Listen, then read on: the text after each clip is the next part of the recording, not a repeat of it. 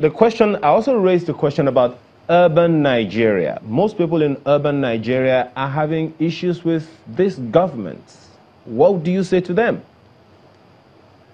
Why do you say most? Did you conduct any kind of polls? Were you on the streets to ask people? You said most. You made a reference to the internet the other time, and if you would go online on Twitter and any other social media platform, that's probably the kind of reaction you would get. So, privatize the banks. Online, I'm sorry, online polls are just 2% of the population of this country. Most of the people that vote, that have voters card, that are in the villages, they don't even have access to internet. So all those online polls, they are just 1-2% of people that are even eligible to vote. And you can see, you can even have duplications. I can open several accounts and vote for my preferred candidate. I can vote 10, 20 times if I like. So part of my career, I have a special certificate in advocacy in international affairs. So I know how to sell a product. I know how to sell a product. I'm an expert in advocacy. So I know how it works. People can bypass the system by creating lots of accounts, Twitter accounts, Facebook accounts, and vote for a preferred candidate. Are you saying in effect that those opinions, they are just 2% of the population? Are you saying those opinions do not matter? Are you saying that the opinions being expressed in urban parts of Nigeria do not matter as much?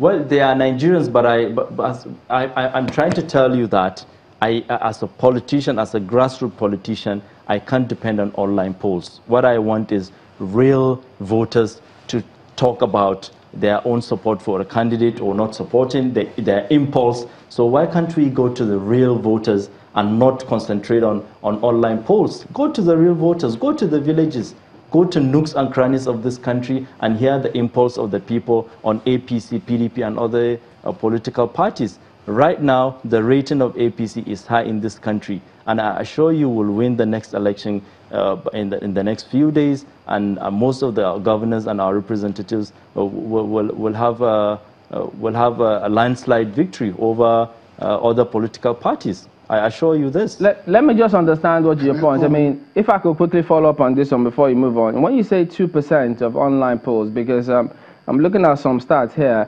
and the figures they have concerning internet users in Nigeria. As at 2014, it was 57.7 million. As at 2016, it was 69.1 million. As at 2018, 84.3 million. Is that the 2% you say it doesn't matter?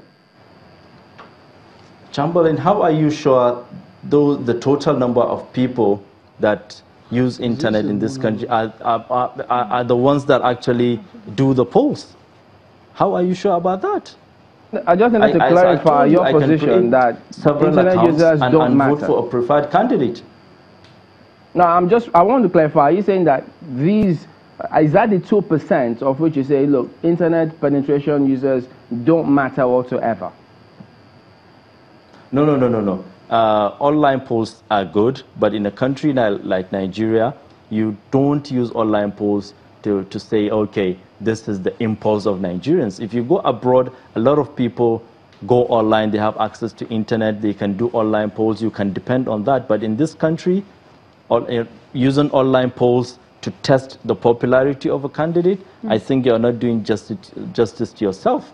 As I'm talking as a real grassroots politician. Mr. Chisokon, you have made reference to, the Williams Associates, and you've talked about their pedigree. But can we really put a lot of weight? I mean, can we really, place our weight on this polls, considering what happened, for instance, during the Trump and Clinton campaign and elections that in the U.S. that just happened? Can we really say that the polls can really say which candidate will win?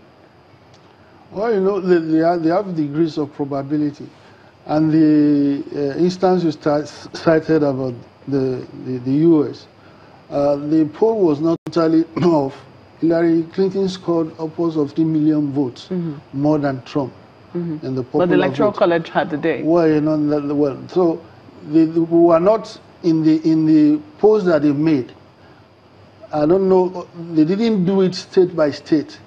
because of the election that it wasn't done. It wasn't done state by state, but the electoral college system in the U.S. is based on state by state touting. So, but they call their own the national polls, you know. But to the extent that this is the exception rather than the rule, they have mostly got the polls and mostly gotten it right, you know, before now. But remember earlier on, I'm very skeptical about talking for polls. At the end of the day, look, I can't sit here, you know, giving judgment on the validity or the quality of research that those who conducted polls, but my friend here thinks he can. I don't know why anybody conducting the opinion poll in Nigeria will not find the need to have gone to the grassroots or the villages where the majority of voters reside.